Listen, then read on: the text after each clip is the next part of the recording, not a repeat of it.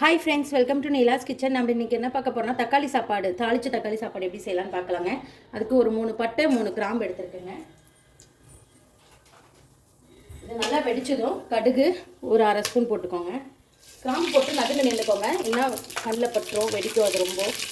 இப்போ சோம்பு ஒரு 4 குட்டிங்க. கடுகு, சோம்பு, பட்டை, கிராம்பு தாங்க, வேறு எதுவும் இல்லை. இப்போ நான் எடுத்து வச்சுருக்கேன் வரமிளகாய், ஒரு 7 மிளகாயை 2 கட் பண்ணி வச்சுருக்கேன். நான் 1.5 டம்ளர் ரைஸ் செய்ய போகிறேங்க. சின்ன வெங்காயம் ஒரு 100 கிராம் சின்ன வெங்காயத்தை எடுத்துருக்கேன். அதையும் இந்த ஆயிலே போட்டு நல்லா வதக்குவேன். இதை கூட கருவேப்பிலை கொஞ்சம் போட்டுக்கலாம். இது அளவுக்காக ஃப்ரை ஆகுதுங்க.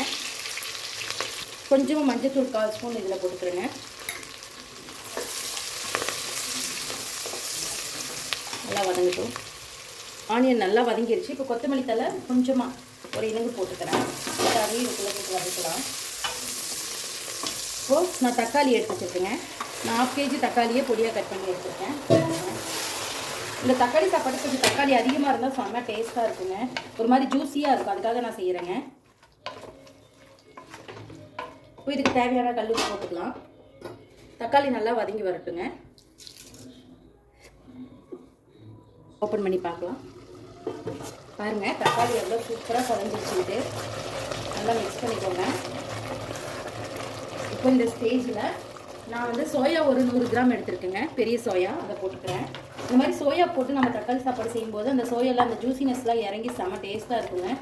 கண்டிப்பாக ட்ரை பண்ணி பாருங்கள். இது ஒரு வதங்கட்டுங்க. 1 டம்ளருக்கு 2 டம்ளர் தண்ணி நான் சாப்பாட்டு அரிசி தான் எடுத்துருக்கேங்க. அதனால் இப்போ 3 டம்ளர் தண்ணி நான் ஊற்றிக்கிறேன். இது நல்லா கொதிக்கிடுங்க. கொதிச்சு வரணும். எனக்கு கொஞ்சம் உப்பு பத்தலை, அதனால் நான் உப்பு ஆட் பண்ணிக்கிறேன் தேவையான அளவு. உங்கள் தேவைக்கு எவ்வளவோ அதை பார்த்துட்டு ஆட் பண்ணுங்கள். நான் கொஞ்சம் ரொம்ப பத்தலை, அதனால் ஆட் பண்ணியிருக்கேங்க. இது நல்லா கொதிக்கட்டுங்க. இந்த அளவுக்கு நல்லா கொதிக்குது. இப்போ இந்த ஸ்டேஜில் நம்ம ரைஸ் போட்டுக்கலாங்க.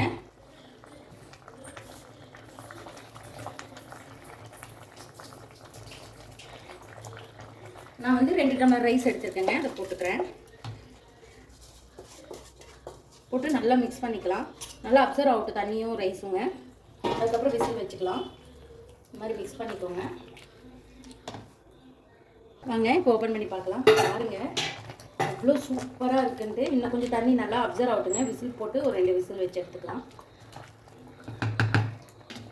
தண்ணி நல்லா அப்சர்வ் ஆகிடுச்சு. இப்போ நம்ம விசில் போட்டு ஒரு 2 விசில் வச்சு எடுத்துக்கலாங்க. ஒரு விசில் வச்சாவே போதுங்க, நமக்கு வெந்துடும்.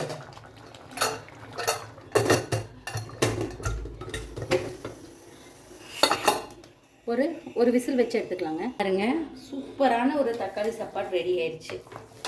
கண்டிப்பாக நீங்களும் இந்த மாதிரி ட்ரை பண்ணி பாருங்கள். ட்ரை பண்ணி பார்த்து கமெண்ட் பண்ணுங்கள். இந்த வீடியோ பிடிச்சிருந்தா லைக் பண்ணுங்கள், ஷேர் பண்ணுங்கள், மறக்காமல் சப்ஸ்கிரைப் பண்ணுங்கள். தேங்க்யூ ஸோ மச் ஃபார் வாட்சிங். பாய்.